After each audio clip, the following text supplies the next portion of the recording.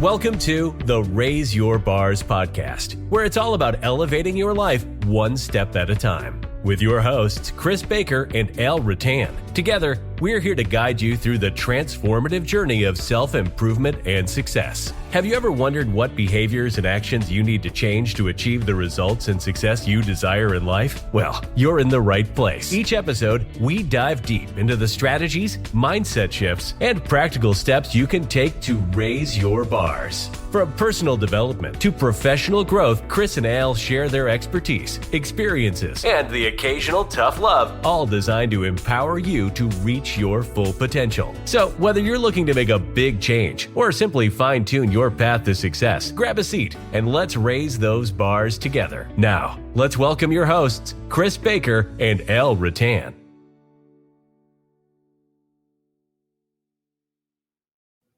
Well, here we are with, I guess we're doing part 2 of our series, right, Chris? We are. Part 2. So we're going through The Secret of the Ages by Robert Collier. And we're actually on chapter 2 this week and just talking about our thoughts around the chapter. And there's so much gold in this chapter. We're going to do 2 parts. 2 parts. But first of all, how have you been doing, Chris? I mean, you were gone. You got the privilege of going on a cruise last week with your wonderful wife and celebrated a year of marriage. And how was it? It was good. It was good. I actually got time to read this book as well. So that was good. I think I sent you a couple of pictures from there as well of the book with some highlights in there. So, but no, it's good. It's always good to get away and just have that relaxation and downtime. And, you know, I tell people all the time that, excuse me, what you got to get is that work-life harmony, right? And it can't be all work. You've got to have that downtime. You're going to have that time to enjoy. And when you do that, you come back refreshed, relaxed, and ready to go again. And it also gives you that opportunity to probably study things without that busy noise going on all the time, right? So you can actually study and learn stuff. So also time just to think, right? Just to think. And I think a lot of us, and we've talked about this in podcasts a year ago, about people do not have that time, set aside that time to just spend that time thinking anymore. And you're right, studying and thinking into what you're studying and learning and figuring out how you can apply this in your life or what it means to you in your life and what you're going through at this stage of your life. It's important to discover these things. And I think it helps all of us with that harmony between work and life. So it does. Let's dive in. And I mean, first of all, you know, before we even get to the author's words, you know, the quote at the beginning of this at the top of this chapter is, "I am the master of my fate and I am the captain of my soul." Yeah. I mean, we've all heard that before. But what springs to mind when you think that, right? I think it's like, hey, we have to take responsibility is the thing that sort of first comes to mind to me. Yeah, exactly. It ties in with what we're just saying out as well, really, right? Where you need that time to stop and think, and, you know, like people say, smell the roses and so on, so you can move forward, right? It's just that time to slow down and think and decide, and again, look at, review and reflect. What have you done? Where are you? And then how are you doing towards your objective?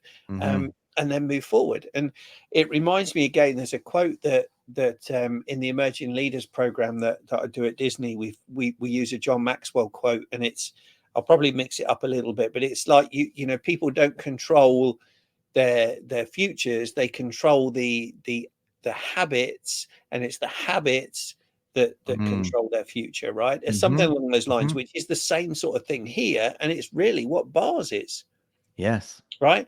Most people are focused on the results and the success, and they get demoralized if they're not getting the results. They never actually go back and say, hey, what are the behaviors and actions that I need to take every single day consistently to get the results I want? Yeah.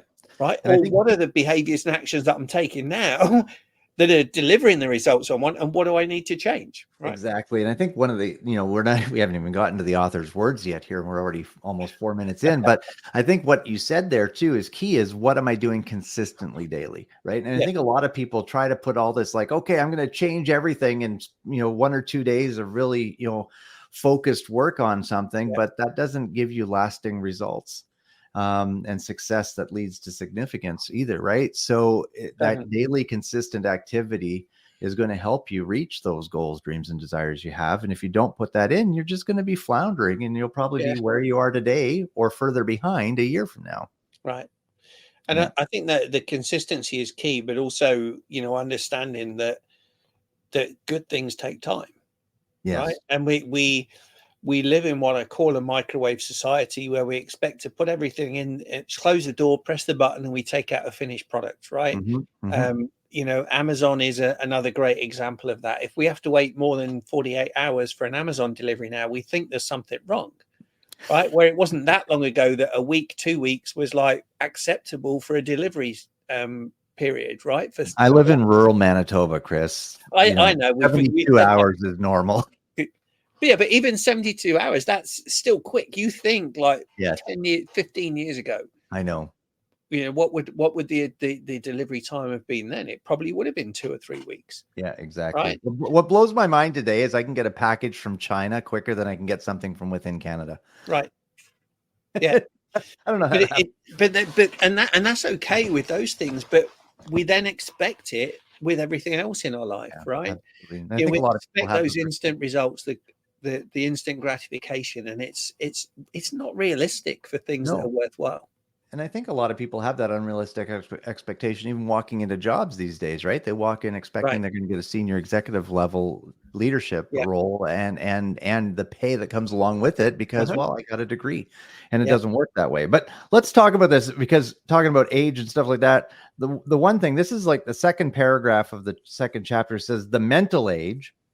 Now we are entering a new age. He calls it the mental age. Now, remember, this book was written in the 1920s, I believe. So it says when every man or woman can be their own master, when poverty and circumstance no longer hold power, and the lowliest creature in the land can win a place side by side with the highest. Yeah. Side by side with the highest. And it comes back to, well, what we talked about before. Do we have time to think? In a lot of cases, right? The opportunities are really, truly endless if we're willing to put in the effort. I think that's right. And we all have to, if we're realistic, right, and we're honest with ourselves, we all have to accept that where we are in life now is a direct result and a consequence of decisions, choices we've made in the past. Mm-hmm. It's nobody else's fault. Nobody else's cause. That is us. Right. And therefore, what this is saying again to me is that we all have the power to get anywhere we want to if we do the right things now and we want it badly enough. Right. So again, comes back to bars. So you have the power to dictate your future based on the actions that you take daily and consistently. Well, I know, we've made, unfortunately, and I'm sure we're not the only folks out there, so this may resonate for some others. We made some poor choices in the past financially, which has caused us to not be in the ideal.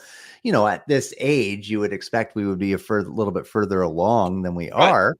We're very happy and content. We have all our needs met, and we make a good living, and we have a nice house, and stuff like that. But I'm just saying that looking forward to the retirement stage of my life, am I where I wanted to be, where I'm comfortable, with my retirement savings? No, thankfully, I've still got a number of years to work on that. And I don't plan on ever retiring, to be honest. Like Chris, you and I, we want to do what we're doing now, like with the training and development, working with companies and consulting into things. We want to do that for forever. I want to do that as long as I can. I look at John Maxwell, our mentor, who's 77, and he says he's still got lots to do. Good for him. That I want to be 77 and have as much energy as he does. Yeah. But so the next line in here, and again, I want to read two lines here right now, real quick. Okay. It says the wellsprings of every man's mind or woman's are unplumbed depths, undiscovered deposits of energy, wisdom, and ability. Undiscovered deposits of energy, wisdom, and ability. Yeah. I think we just need to take a moment with those words right there. But later on in that page, he goes, for man is just beginning to awaken to his own powers.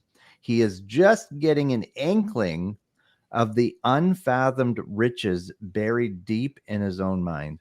Yeah. I think it's so true. And it's really the I mean, on the next page, I think it's something that really sort of builds onto this that I just want to share, and then we can sort of talk about it. But he talks about how Professor William James, who is a Harvard psychologist, estimated that the average person uses only 10% of their mental power. Mm-hmm. All right, I've heard that. I've heard that before. Heard it before. And it's, I think it's a pretty well known. And he goes on to say, with godlike powers slumbering within them, or he says him, right? But we know a person. He is content to continue in his daily grind, eating, sleeping, working, plodding through an existence little more eventful than the animals, while all of nature, all of life calls upon him to awaken and to bestir himself. That's drifting out, right? That's drifting. And those are pretty harsh words too. And I could see a lot of people getting offended by those words, but I would just say that if you're offended by those words, you need to examine, are you drifting in life? Are you plodding? Right. And I can tell you, like Chris, I think we've both been at that stage in our life before. We felt like just like, wake up, go to work, come home, eat some food, go to sleep, wake up, do it over and over again. And I don't want to live that life. I mean, I am better than the animals, right? I'm more skilled. I think there's more, it says all of life calls upon him to awaken. Yeah. Awaken, get out of that slumber. Yeah. Stop drifting through life and really I'd say start dreaming Start dreaming. What if, what could be? Right. My son, who's 26, he wants to be a commercial pilot. It's what he's wanted to do since the age of 6. So for 20 years, he's never wavered on the path of being a pilot. He's got his commercial license. He's got his US commercial license. He is being persistent and consistent, waiting for that job to come, because the problem with that is any of the major airlines want you to have X number of hours. Right. Well, he doesn't have those amount of hours, and he can't get those amount of hours unless he gets a job with an airline. So it's like that endless cycle. And he's struggling a little bit internally. I can tell he's like hurting a little bit by this, but yet he never gives up. He's still sending out resumes. He's willing to take money out of his own pocket to go put time in the air so he can get more hours, so he can get a job in an airline. And he wants to be a commercial pilot more than anything in the world. Mm-hmm. And I just see that. I see him. He's not plodding along. He may be stuck temporarily here. Yeah. His will to succeed in this area is outweighing the desire to quit. Yeah. Well, and I look at this again, Alan, and kudos to your son there. And I wish everybody was like that, right? In reality, not everybody is going to be. And again, if people are offended by those words, to be honest, they're probably not listening to this podcast anyway. Yeah, fair enough. Right? Fair enough. But what we're talking about is even if we use the 80-20, right? And even if we said 20% of people, which is a huge amount, because there's probably only about 1 or 2% of people that use things like that, or, study these type of books. Yeah. But let's say we could get 20% of the people to buy into this, right? To understand the concepts of it, to agree and say, yes, I'm going to do that. And let's say they increase the amount of their brain power that they're using from 10% to even 15%. That's a 50% increase in the usage of their brain. You've still got 85% to go. So like you were saying, there's always room to keep growing. You're never going to be done. And that's only 20% of the people, right? Well, even if we started with 5 or 10%, right? And even if we can increase our brain power by 1%, and we kept increasing it by 1% every year. Yeah. What is the potential we could achieve? It's huge. And that to do that, what we need to be doing, again, in my opinion, is bringing out innovative thinking, right? Solution-oriented thinking, creative thinking. In other words, what we're looking at is to truly believe that anything is possible. Yeah. I think it goes back to, again, like I know we keep circling back to this, folks, but it's like, when's the last time you actually just spent some time, quieted yourself, and thought into things, right? What you want to achieve.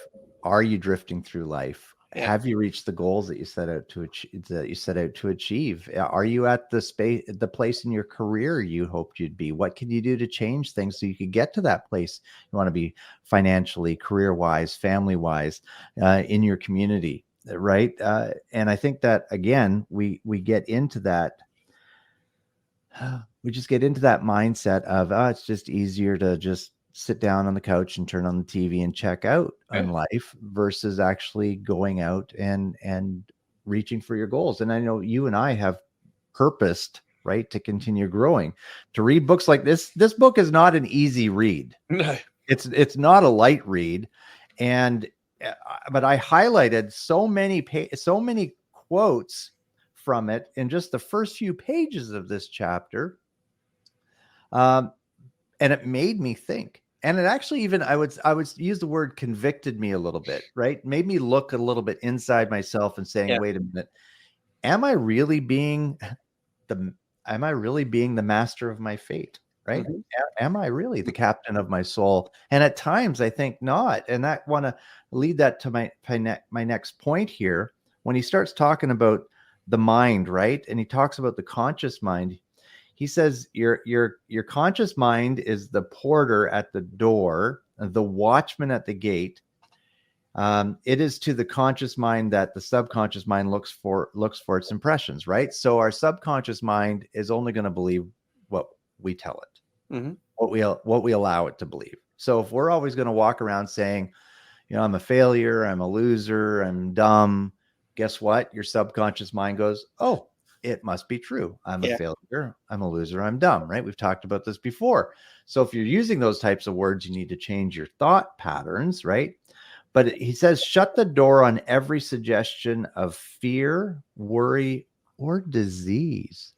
You notice that? Mm-hmm. Not just fear and worry, but disease as well.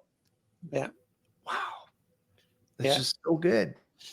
But it is very good and very thought-provoking, and really, you can look at it and say it's where you've what you focus on becomes reality, right? Yeah, exactly. And what you focus on is where your energy goes. And if you are focusing on fear, doubt, worry, disease, what you're seeing and what you're believing is that fear, doubt, poverty, disease, right? And so I used we used this a little bit in the workshop we did in Toronto. A month ago now. Can you believe that? I know. And I used it today with one of my teams at Disney, and it was a values exercise. But part of that, as we're going through it, or as we're getting towards the end, and we were looking at writing a purpose statement, right? So we were looking at that, and one of the things I said is, like, who here like loves everything about their job, right? And nobody puts their hands up, right? How many of you like truly want to come to work every day, right? And again, nobody really wants to go to work every day, right? We've got the feeling that we have to go to work, right? Because that's what we have to do. So what we need to do is try and switch that thought process round and say, what is it about your job that you love? Right? What aspect of your job do you love? Right. And then we really need to focus on that aspect of it, and we need to say that's why we do what we do. The other stuff that comes with it is residual. You're going to get stuff that you don't like. If you love everything about your job every single day, then kudos to you. That is amazing and well done, right? You're probably the only person alive. Yeah, that's the utopia. That's what we look for. But in reality, it's probably not realistic, right? But if there should be something about your job, about what you do, that you love. So focus on that. Then try and like expand that, right? So that it does fill up more of your day and more of your time. And, I was honest and I said, hey, if you don't love anything about your job, you're in the wrong job. right? Exactly. Let's help you find a different job, Exactly. right? That you can love, That's because right. what we want to do, and what we want to help other companies do and other businesses is help the workforce want to come to work rather than feel they have to come to work. Yeah. Yeah. Then they'll be more productive, they'll be more engaged, more enjoyable, they'll deliver a better results to the in whatever industry you're in. It's a win-win-win. And guess what? The business's bottom line grows. Correct. Right. Yeah. So, yeah, so good. And I think, Chris, like we're going to do a part 2 on this chapter because there's just so much good stuff in it. But I want to read one more line. Your mind is the master of your body. Yeah. What jumps to your mind when you say something like that? When you hear the mind is the master of your body? To be honest, when I read that and hear that again, it reminds me of the story in Think and Grow Rich, right? Where you can think yourself ill or you can think yourself better, right? And that chapter there, where there were examples of this same sort of age that this book was written, or time this book was written, where somebody was so seriously ill that they thought they had no chance of survival. The doctors wrote them off, yet they thought basically their mind healed them, right? And then there was also the other story of the guy who had done something with the bank and cost the bank a load of money, and he went and he just sort of wallowed in self-pity in the hotel and died, right? So he thought himself dead. And so that mind does control your body.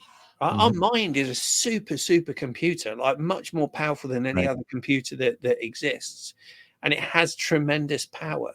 So use that power for good and for your benefit. Otherwise, and you've got to do that intentionally, right? Yes. Otherwise, the unintentional effect is it will probably make you ill. Yep.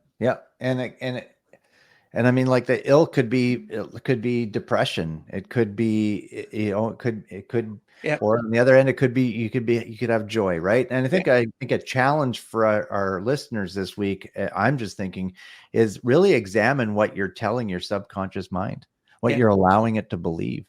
What kind of thoughts are you thinking to yourself on a daily basis that are detracting from your potential? Abraham Maslow said, we all have unlimited potential. It's up to us to develop that potential. Correct. And I think we allow the thoughts we think some days to limit that potential. And so really take an examination about what you're thinking. Yeah. Well, and I'll add to that as well, because it's not just what you're thinking, but it's what are you listening to? Right. So who are you listening to? What are you allowing other people to say about you, or what are you allowing in your mind? So when you look at are you constantly watching the negative news, right? And then your subconscious mind believe all that's true. Not all of everything you hear on the news or read on the internet is true, all right? But our subconscious mind believes it because, again, it doesn't know the difference between positive and negative, right and wrong. It just sees it and just go, oh, there you go, that's reality. But so what are you saying to yourself? Excuse me. And more importantly, what are you allowing others to say into your life that you then start to believe? Right. Good point. Excellent. Well, everyone, thanks for tuning in. If you got some value from this, please share it. And again, join us on one of the Raise Your Bars Facebook pages. We have the Legacy Creators for men 40 plus. We have the Profit Accelerator. That's specifically for business owners that are looking to grow their bottom line profits. And we have personal growth solutions for everybody. So join us there. And thanks for tuning in, and we'll see you next week. Yes. Bye for now. Thank you for tuning in to the Raise Your Bars podcast. If you found value in today's episode, please consider sharing it with your family, friends, and coworkers. We would sincerely appreciate it.